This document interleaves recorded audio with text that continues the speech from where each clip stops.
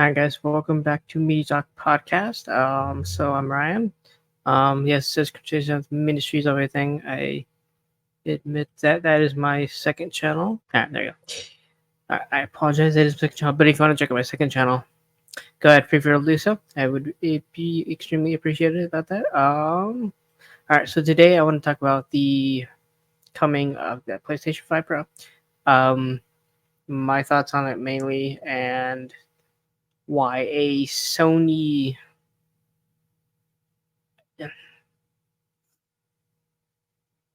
I don't know what there's a word I'm looking for and I can't find it. So, as I said, I've been with Sony for quite some time. If you haven't noticed, so again, it's just one of those things for me where it's like, okay, so I think the first thing I bought was a PS2 when I was younger, and then after that, I bought the PS3. Surprisingly, bought the PS3. I don't, honestly, I don't remember how I got it, to be honest with you.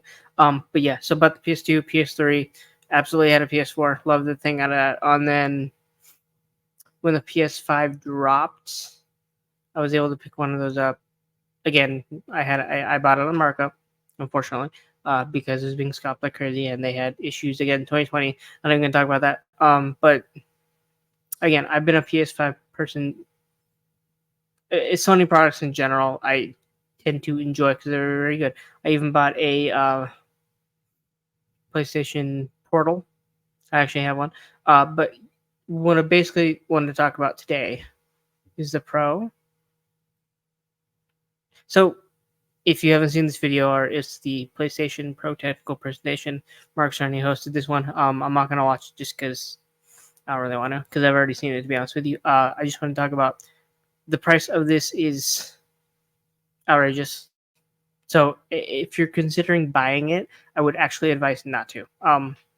Where does that sound, right? Because again, I'm a PS5, I'm a Sony advocate in general, but if they continue to go the way I genuinely think they're going, and I think they're trying to go Apple's direction, and the relationship I have with Apple is kind of a love-hate relationship because I have an iPod that I use for music and social media in general. I kind of use my phone, but not really. Um, so yeah, my relationship with Apple is very, very complicated, at least. Um, they're not the easiest devices to get around sometimes, especially security issues. I mean, I get what people see in Apple about security, but it's really, really annoying when you forget your own password or you don't know your Apple ID. You have to run through 300 million circles just to get back to that base spot of actually being able to access your Apple products, and that's really, really annoying. And so, for me personally, I don't think I don't enjoy it. Now, for the PS5 Pro, which comes out this really, really soon, by the way, which is very mind-boggling to me. I don't mind the design. Like, I like this. It looks it looks much better. My issue stand of this is $30, which is insane, by the way. That should come with it, especially at the $700 price range you have it at. That being said, am I surprised that it's $700? Not necessarily, especially if you're going the Apple route. Apple products are very, very overpriced. I usually get mine used if I possibly can, because to be fair, even the used Apple products are very, very, very expensive and overpriced. Just genuinely not worth it, especially if you're doing research. But yeah, so here's my advice to people: don't buy it. If you're gonna spend $700, um, genuinely speaking, it's weird for me to say this. So recently, I had bought a gaming PC from Build Redux. So thank you, Build Redux. Uh, I'm enjoying it quite a lot. I've only bought two games for it so far, which was Cyberpunk and then Witcher 3. Again, both CDPR games. One of my favorite gaming studios. But yeah, so I bought that. I've been playing Cyberpunk on it, and it looks amazing. By the way, looks better, much more better than the PS5 version that I have on my PlayStation 5. It also runs at 240 frames per second instead of 60, and I'm not losing quality. So again, so far, sorry, my gaming experience has been very, very good on the gaming PC. That being said, I do want to play more games on there. I just haven't really found them yet. I'm waiting for Star Wars Outlaws to go down in price. I don't think it's worth the $80 price that they have on it. For me, I think 30 to 40 is probably where I'd probably grab it at, and that's kind of the plan. So, but in general, don't buy the PS5 Pro. If you're gonna get a PS5 and you actually want one and you don't want to spend $700, just buy the original one. $500. Actually, it's probably cheaper than that, realistically speaking. And it's actually available this time. That being said, they will still probably sell a lot of consoles. Unfortunately, I know there's multiple YouTubers that are going to end up getting this because they can afford it. I get it. If you can afford it and you have the cash to burn and you really want one, I mean, I guess you can grab one. But in general, I think 700 is a lot of money to pay for this. And then if you go to other territories, I mean, what, 119,980 yen?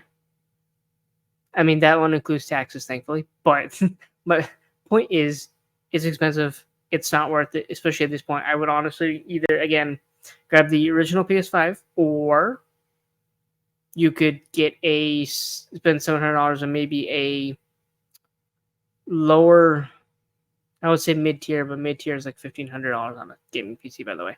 Maybe, kind of, depending on where you go. I mean, you can try to go to Build Redux. They've got some really good PCs available there, again, but most of those are above 700, unfortunately. The cheapest one you can get is $1,000. But I mean, if you go to, I think, Amazon and then any other PC builds websites, I mean, you can literally get a $700 desktop. You can even build one if you want, and it will probably have better performance than the PS5 Pro has all day. Unfortunately, I hate to say this again. I am a Sony advocate, and I am bashing Sony in this video, but I don't approve of this. I hate this. I don't like it. I think they need to stop it. That being said, I know they're not going to, because that's the direction they're going with this, unfortunately. And yeah, I just don't like it. I think they need to stop. But, Sony will be Sony. They've got new head honchos in the building. It's not the happiest time to be. That being said, I think the console market is going to be interesting the next few years, especially when the PS6 I'm very curious about in general, and what they're going to do. Because if this is at 700, I'm worried that the PS6 will be way, way, way, way, way overpriced, and they really, really shouldn't if they want to sell it. I might honestly have to skip the PS6, to be insanely honest, which again sounds weird for a Sony advocate in general. I've had PlayStations for years. I've had Xboxes too, but I have issues with my Xboxes.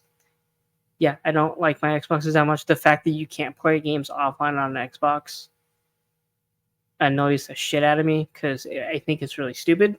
But yeah, I mean, other than that, guys, there's not really much else to say other than the fact that way overpriced. I wouldn't buy it, which is weird for a Sony advocate, as I've been saying. Honestly, for $700, I would, if I were you, try to get a gaming PC. It's going to be a lower end PC. Don't get me wrong, because at $800, $700, it's going to be a much lower end gaming PC. But I think it's a good entry into it if you're not into PC gaming.